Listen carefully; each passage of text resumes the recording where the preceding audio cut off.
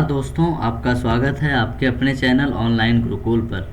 तो आज की इस वीडियो में हम भारत में पाए जाने वाली सभी प्रकार की मिट्टियों को कवर करेंगे।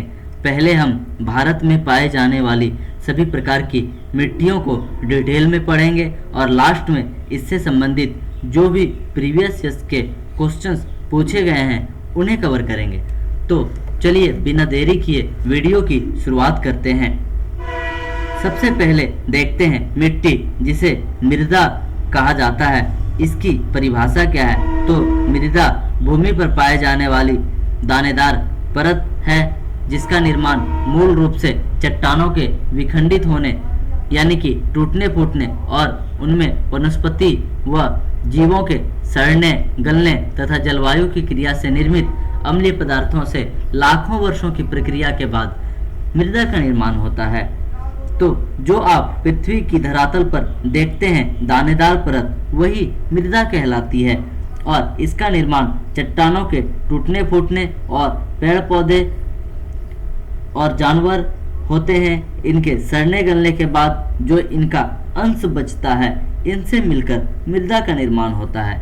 ओके, मिट्टी के अध्ययन के विज्ञान को मृदा विज्ञान या पेडोलॉजी कहा जाता है। ये इम्पोर्टेंट है, हिंदी में तो आसान ही है, इसे मृदा विज्ञान कहा जाता है, पर कई बार ये इंग्लिश में पूछ लिया जाता है।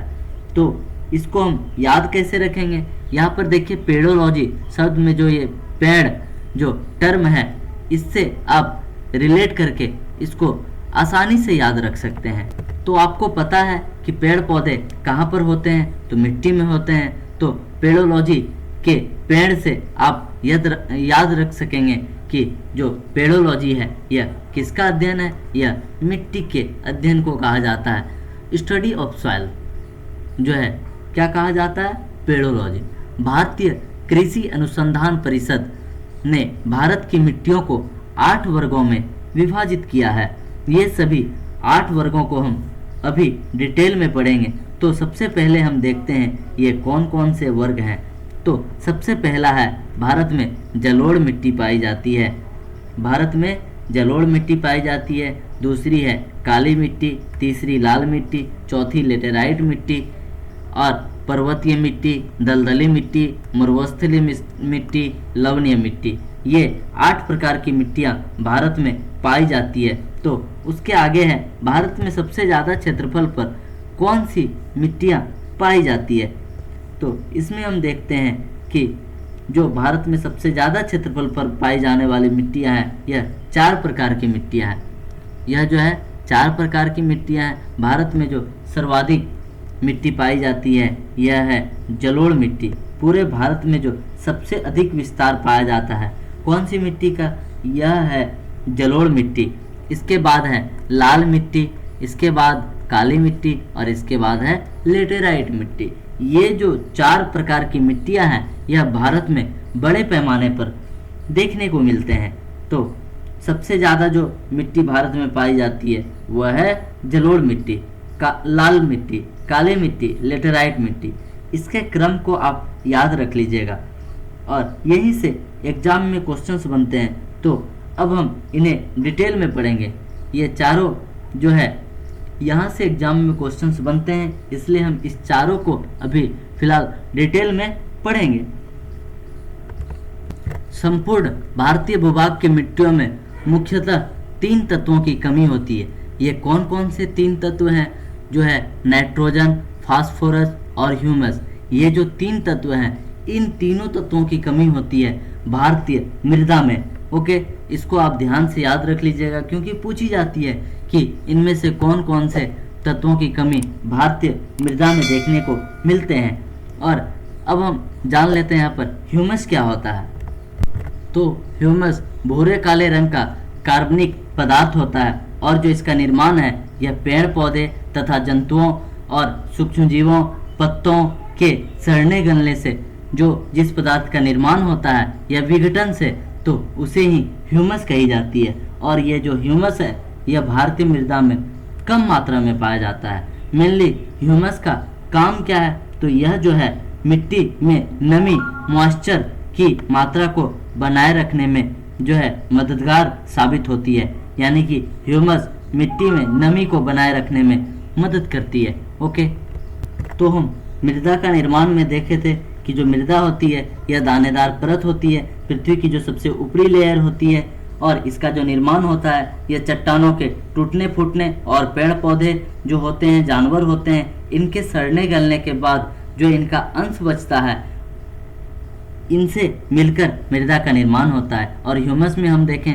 जो ह्यूमस होता है यह पेड़ पौधे तथा जंतुओं पत्तों के सड़ने गलने से जिस पदार्थ का निर्माण होता है इसे ही ह्यूमस कही जाती है। और जो ये ह्यूमस है यह मृदा के नमी को बनाए रखने में मददगार साबित होती है।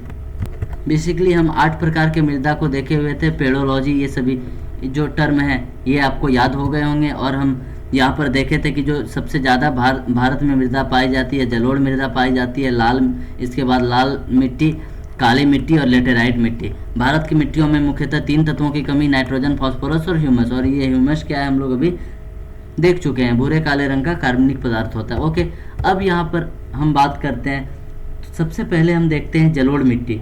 ओके, भारत में सबसे ज़्यादा पाई जाती है कौन सी मिट्टी? जलोढ़ मिट्टी। मतलब कि यह भारत के सबसे ज़्यादा क्षेत्रफल को कवर करती है। जलोढ़ मिट्टी को ही दोमट मिट्टी और कछारी मिट्टी भी कही जाती है। याद रखिएगा, जलोढ़ मिट्टी को ही दोमट मिट्टी और कछारी मिट्टी भी कही जाती है। मेनली जलोढ़ मिट्टी होती क्या है? तो जो जलोढ़ मिट्टी है यह नदियों द्वारा पहाड़ी क्षेत्रों से लाकर मैदानी क्षेत्रों में बिछा दी जाती है।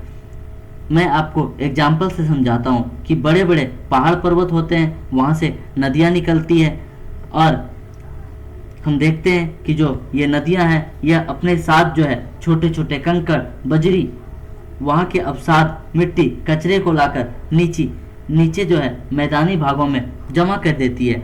जब नदी का वेग कम हो जाता है, नदी के जल का वेग कम हो जाता है। कम क्यों हो जाता है? क्योंकि जब पहाड़ पर्वत से नदियाँ निकल रही है तो यहाँ पर हम देखते हैं कि यहाँ पर ऊंचाई ज़्यादा होती है, तो यहाँ वेग ज़्यादा होता है। जैसे ही यह मैदानी भागों में प्रवेश करती है यहाँ पर धीरे धीरे वेग कम होने लगता है और इसके कारण जो अपने साथ ये कंकड़, छोटे छोटे कंकड़, बजरी, अवसाद, इन सभी को लेकर आती है नदियाँ, यहाँ पर यह जमा कर देती है मैदानी भागों में। और यही जो है जब जमा कर देती है मैदानी भागों में तो इसी को कही जाती है जलोढ़ मिट्टी।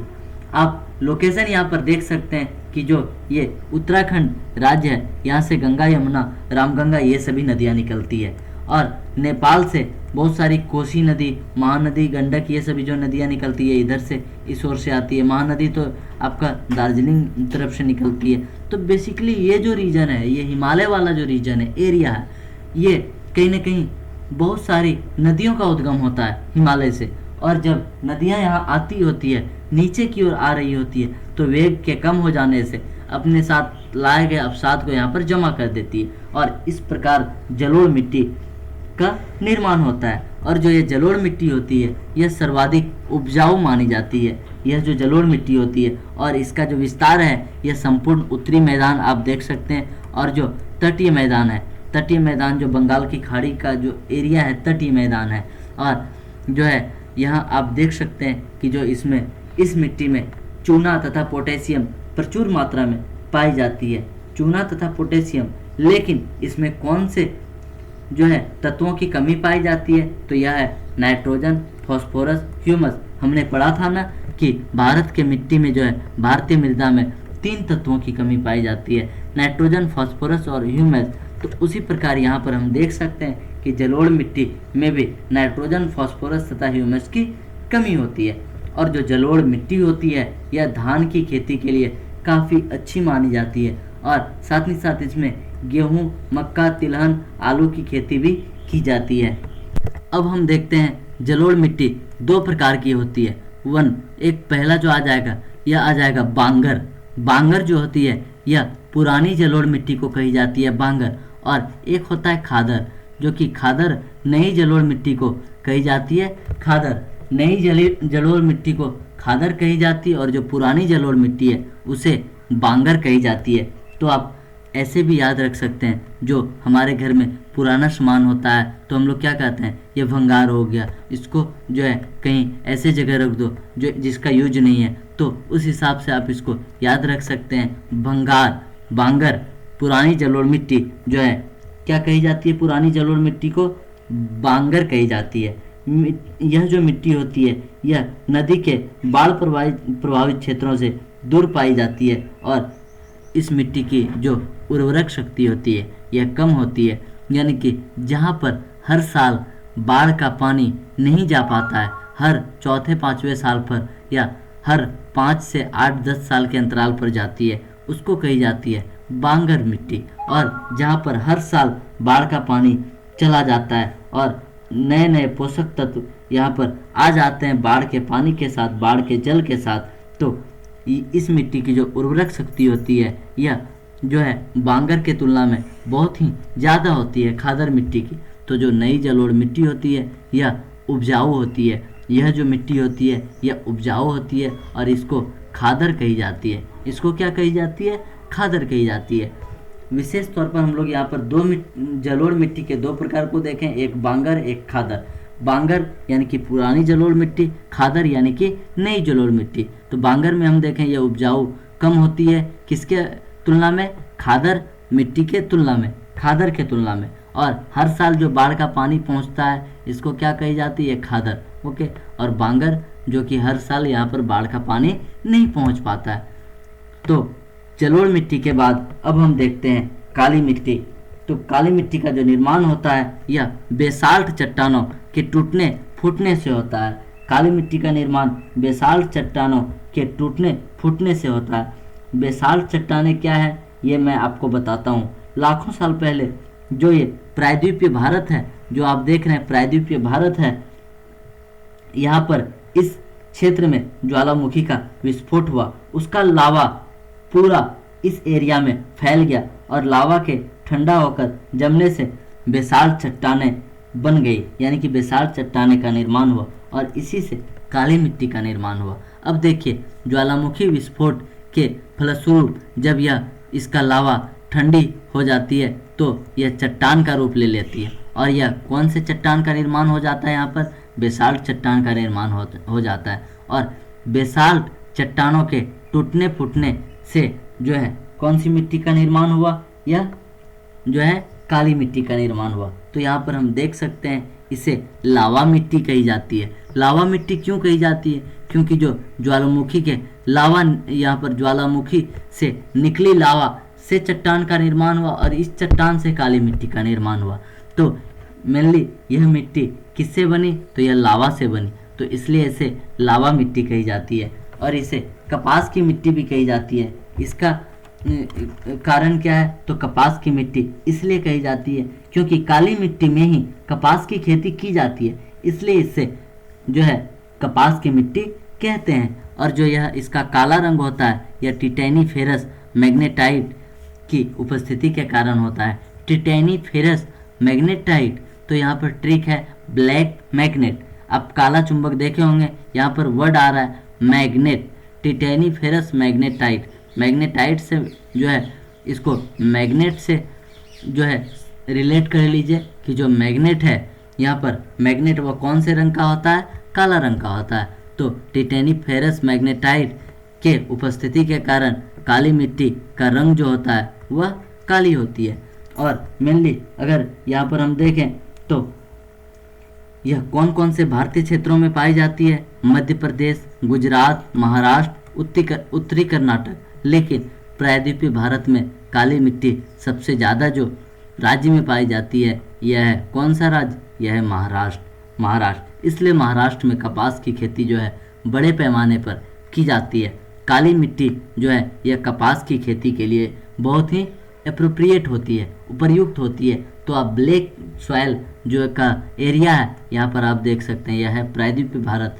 मुख्यतः यह गुजरात, मध्य प्रदेश, महाराष्ट्र और उत्तरी कर्नाटक ये चारों राज्यों में पाए जाते हैं। लेकिन जो आपको याद रखने हैं वह कौन से राज्य याद रखने हैं? महाराष्ट्र, क्योंकि सबसे ज़्यादा जो काली मिट्टी का विस्तार देखने को मिलता है यह कौन से राज्य में मिलता है?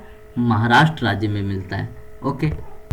काली मिट्टी को जूते हुए खेत की मिट्टी भी कही जाती है क्योंकि काली मिट्टी में जल सोखने की क्षमता अधिक होती है और जब इसके ऊपर धूप पड़ती है तो आप देखे होंगे इस तरह की जो दरारें हैं, इस तरह की दरारें पड़ जाती है, जिसके कारण इसे स्वतः जोते हुए खेत की मिट्टी कही जाती है।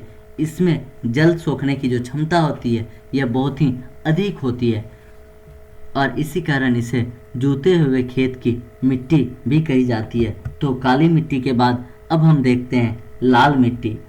तो लाल मिट्टी प्रायद्वीपीय भारत के कम वर्षा वाले क्षेत्र में पाई जाती है। जो प्रायद्वीपीय भारत के कम वर्षा वाले क्षेत्र हैं, जैसे अब तमिलनाडु, आंध्र प्रदेश, नागालैंड, कर्नाटक, ये सभी राज्यों के कुछ भागों में जो है यह लाल मिट्टी का विस्तार देखने को मिलते हैं। लेकिन आपको याद रखने हैं तमिलनाडु और आंध्र प्रदेश जो है, यहाँ पर जो इसका विस्तार है सबसे अधिक देखने को मिलता है। कहाँ पर? तमिलनाडु और आंध्र प्रदेश, यहाँ पर लाल मिट्टी का विस्तार जो है यह सबसे अधिक देखने को मिलता है। काली मिट्टी में हम देखे थे कि जो महाराष्ट्र है, महाराष्ट्र में काली मिट्टी का विस्तार देखने को सबसे अधिक मिलता था। कहाँ पर? काली मिट्टी का विस्तार महाराष्ट्र में, लेकिन तमिलनाडु और आंध्र प्रदेश में लाल मिट्टी का विस्तार जो है सबसे अधिक देखने को मिलते हैं। और जो यह मिट्टी होती है यह बाजरे की खेती के लिए उपयुक्त होती है।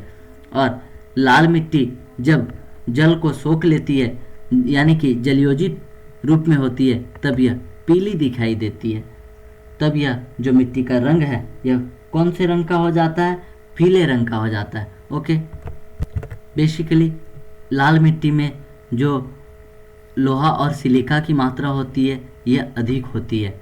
लोहा और सिलिका की मात्रा अधिक होती है और इस मिट्टी का लाल रंग किसके कारण होता है? फेरिक ऑक्साइड की उपस्थिति के कारण जो है। बहुत ही इंपॉर्टेंट है, पूछा जाता है एग्जाम्स में कि कौन से जो है क्या कहते हैं यौगिक कंपाउंड के कारण जो है लाल मिट्टी का रंग लाल होता है। तो आपके पास अगर ऑप्शंस हो फेरिक ऑक्साइड, अभी हम देखे थे टिटेनी फेरस मैग्नेटाइट के उपस्थिति के कारण मिट्टी का रंग काला होता है, लेकिन यहाँ फेरिक ऑक्साइड है इसलिए इसके कारण जो है यह लाल होता है मिट्टी का रंग। ओके, तो हम यहाँ पर तीन प्रकार के मिट्टी को डिटेल में अभी पढ़ लिए, जलोढ़ मिट्टी, काली मिट्टी और लाल मिट्टी। इसके बाद जो कुछ सॉइल और बच रहे हैं, जैसे कि लेटेराइट सॉइल, पर्वतीय सॉइल, मरुस्थलीय मृदा, जो भी सॉइल बच रहे हैं इसके बाद वो हम नेक्स्ट वीडियो में कवर करेंगे। Thank you.